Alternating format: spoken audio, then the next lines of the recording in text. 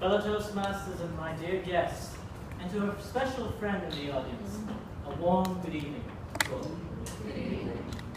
Today I dedicate this speech to a person I met 1 year ago around this time. And he's in this room today. Brown, long hair, big eyes. He comes from a club that he always likes to say, best.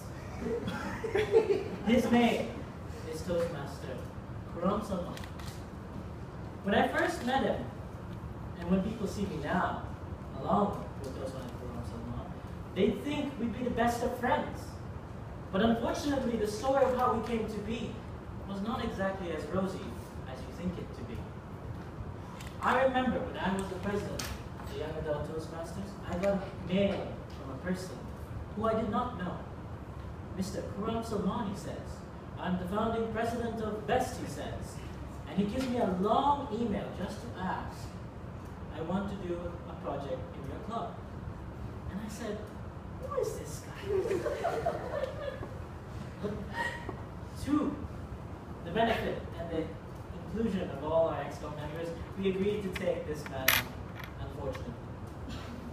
So then came the day, it was in April itself, where he did come to our meeting, and I was sat across from him, and I looked at him, and I stared at him. The reason why I stared at him was because he was staring back. I thought he was angry at me because his eyes were glaring out. It took me until he did his speech to find out his eyes were normally that way. And then, when he did finally actually speak, I thought this guy was going to be a normal, average Joe Toastmaster, but no. He came up and he presented himself with such confidence, so smug, so vague, that he was the best of the best. No wonder he named his club BEST. See how vague this man was. He spoke, and he, of course, he spoke of all his merits, only his merits. And then I thought, this guy will never be married. So I kept a distance, because he kept looking at me in his eyes. So I thought to myself, okay, let's not keep tabs with him. He's a very dodgy looking guy, always looking at me like that.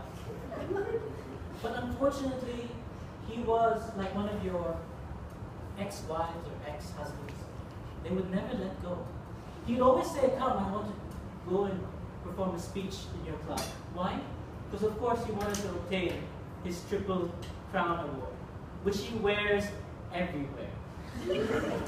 He goes up to people and he shows the pin. And then he will wait for the person to ask, what's that pin? And then he'll be like, it's a Triple Crown Award. I did it in like less than 6 months because I'm amazing. In 1 month, see? How very confident.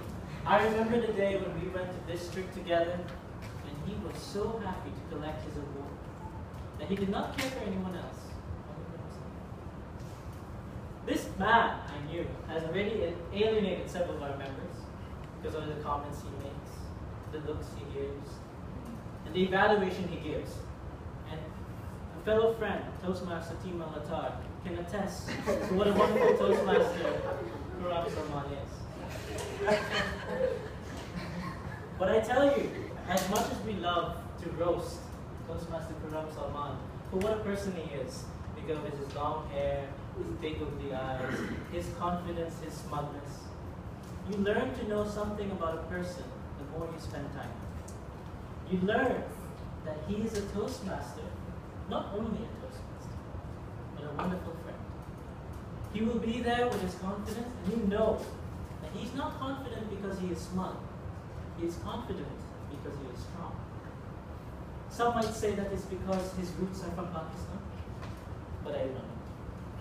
But in all cases, he is a man that you can always depend on. He is a friend at which I would like to dedicate this roast to. But in all fairness, if you ever ask if you were looking for a friend, someone in need, someone who's vain, someone who's big eyes, and he is, always know that Toastmaster Khalid, the founding president of BEST with the Triple Crown Award, who was an international champion in the Cavaliers. He is a friend, and you'll always find a friend